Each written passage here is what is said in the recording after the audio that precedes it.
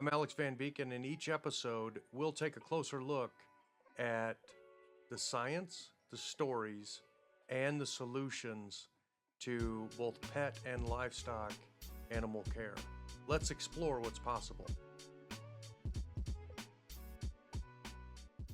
Welcome to Elevate Animal Health podcast, where we dive into the mysteries of pet wellness and what you can do for your pet for longevity and wellness. I'm your host, Alex Van Beek, and today we're going to take a deeper dive into what we call the GI tract and how that relates to digestion and why digestion is important, and also what you should be looking for as a pet parent or as a veterinary professional, a veterinary technician, and speaking with your clients on the importance of nutrition and what they should be looking for.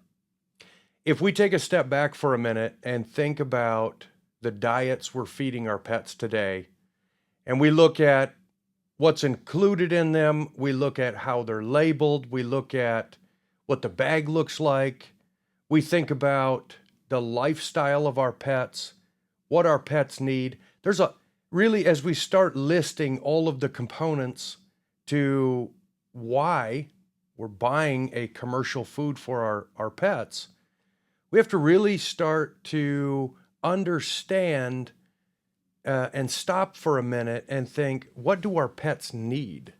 And so depending on the lifestyle, an active lifestyle is going to need different nutritional requirements. A new puppy is going to need different nutritional requirements, a new kitten. An aging animal is going to need different nutritional requirements. So as we understand in this journey of pet parentship, we need to really stop for a minute and think, am I giving my pet what they need? And there also lays a very important question: what they need. Have you ever stopped and asked yourself, what does my pet need? Because if we look at from a pet food standpoint and a requirement standpoint from the pet food manufacturers, what they need is regulated by AFCO. In fact, all supplement manufacturing, all pet food manufacturing is regulated by AFCO, and that is the Association of Animal Feed Compound Officials. Could be wrong there on the C. And they regulate from an ingredient standpoint what's allowed in foods, what's allowed in supplements. They also regulate from a labeling standpoint what your labels look like, and what you can have on, what you must have on, and what's optional. So when you look at AFCO standards, AFCO requirements, yes, every commercially available food or supplement has to abide by those standards. Now, you think, okay, that's good. There's something protecting the industry there, and it is a good requirement. However, you need to think a little bit further. Everything is based on a requirement for survival. It's a nutritionally balanced and available for survival, not necessarily for thriving.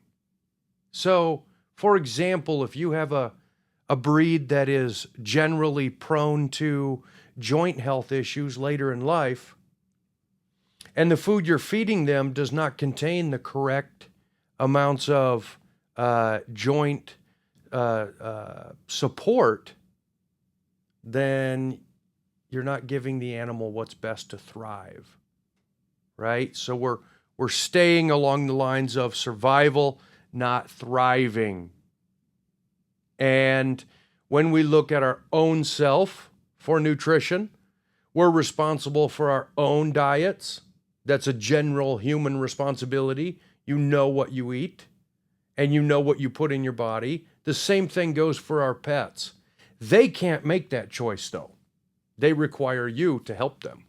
And as a veterinary professional, they require you to help guide them through that journey, because it's not a one food for the rest of their life. The other thing I want to point out in nutrition and availability and what I'm feeding my pet, is that really what they're getting? So remember, first one was the requirement for survival is how AFCO labels it. This is what is required, not necessarily for thriving. So step number one is, as a pet parent, as a veterinary professional, take the time to educate yourself on how I can give my pet parents that I service or my own pets that I take care of the optimum for thriving. Okay? Now, as we go into the pet food itself and we think about how pet food is manufactured today, it's manufactured to be commercially available, to be shelf stable, and to be safe, right? So we can't have salmonella growing. We can't have the food not shelf stable and it's breaking down into mush in the bag. It has to be commercially available. What that means is, through the process of manufacturing food, whether it's through a high heat extrusion process or whether it's through a high pressure process, which are the two most common ways you're processing foods, most of your elements that are needed from a vitamin, from a enzyme standpoint, even certain bacteria, certain probiotics, they are destroyed through that process, denatured, unavailable. Now, food is a catalyst to energy. Everybody needs energy. Also, enzymes are incredibly important for breaking down that food so the body can absorb it. And when that enzyme activity is denatured, it's not able to do its task anymore. So when you look at the fat content in a food, is your pet actually able to achieve the bioavailability of that?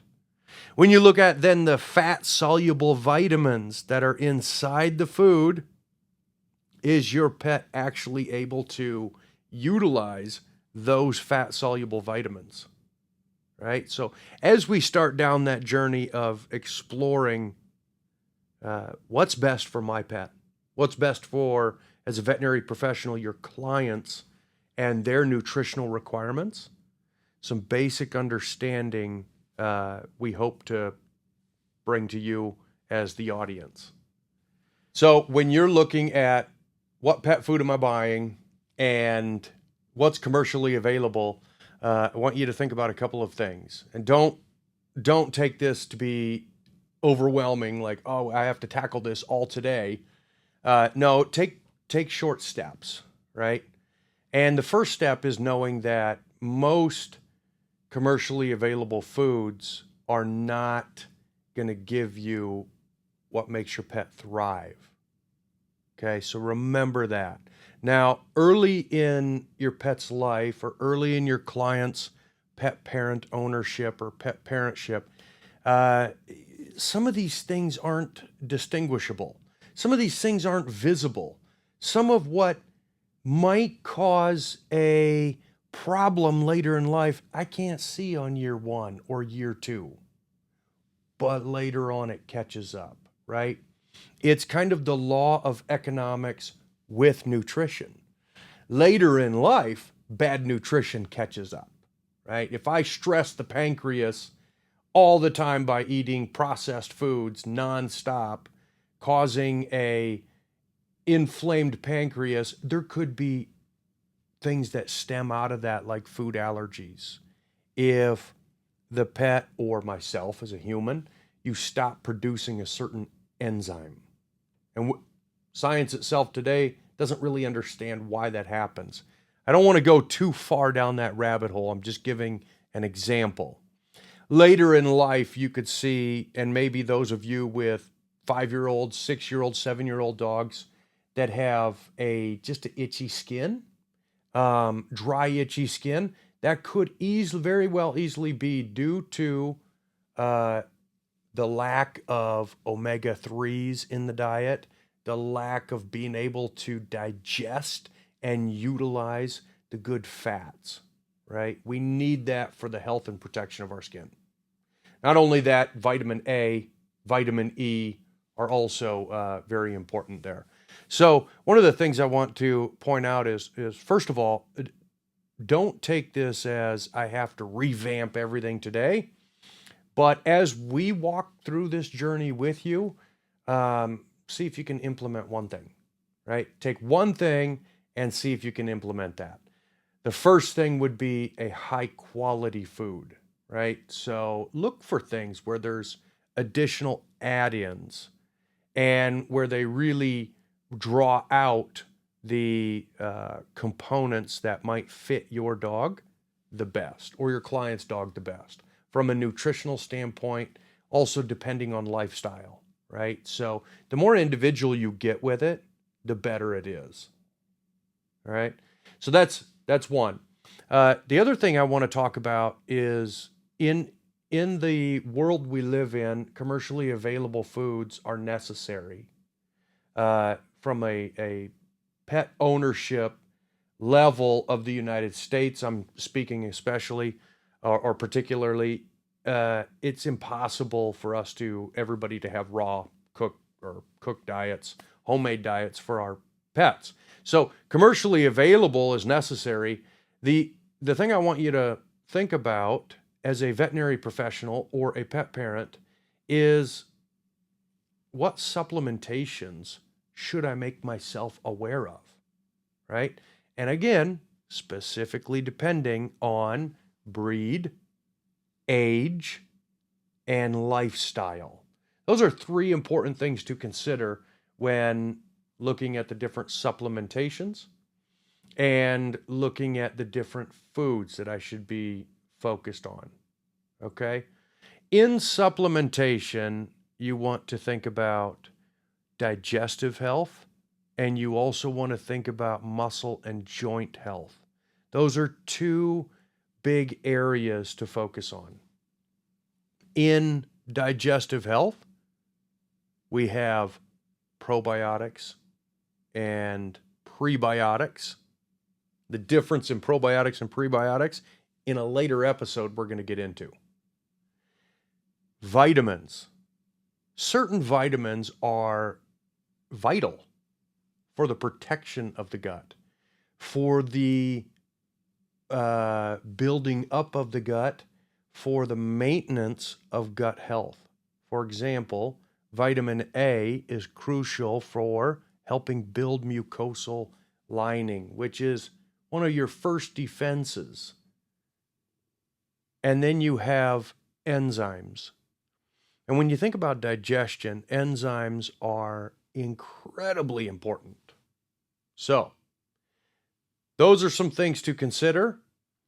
I also want to point out one other thing. We're going to get into this a little bit with the enzyme conversation. But a quick fact that I want you to think about. As you enjoy food and you think about a food you've had that, wow, every time I think about that food, my mouth starts to water, right? You're producing digestive enzymes. What we have here is a factor that is triggered by memory. And if your pet enjoys the food, it's going to create a much better digestibility because you're going to secrete gastric enzymes at a higher rate. So when you're standing there the next time and you're looking at the food that sits on the shelf and you're trying to figure out which one do I buy, you're buying off the label or you're buying off the bag. which picture looks better, picture of a salmon floating through a river or whatever that might be. When you're doing that, I want you to think about this. Pay attention to how much your pet enjoys the meal, because that creates memory, and it's actually called hedonic value, Hedonic, hedonic value. The higher that value is, the better the digestive enzyme secretion is. So that's a little bit of homework for you, and I want you to subscribe to this channel or this podcast and follow us on this journey. And if you have questions, feel free to reach out at any point. We love questions. We love that interaction. But as we take a deeper dive into the GI tract and really unpack digestion, I want you to be along with us on the journey, because what you're going to learn here is crucial, not only for your pet, but you may pick up some pointers for yourself. And as a veterinary professional, whether a veterinarian or a technician or another veterinary hospital employee, and you ever get into a conversation with a pet parent on digestive health, I want you to follow us. I want you to follow this journey. One, you can point your clients to the podcast. But number two, you give yourself a free education or free information. So we will be the hub that takes a journey through the GI tract. And we're going to do so slowly. We're going to crawl through it. But the GI tract, from start to finish, is a standalone organ that is responsible for almost every functionality in the body. You need to have ingredients that are digestible, that are absorbable. And another episode we're going to get into is bioavailability. It's a word we've heard before. What does it really mean?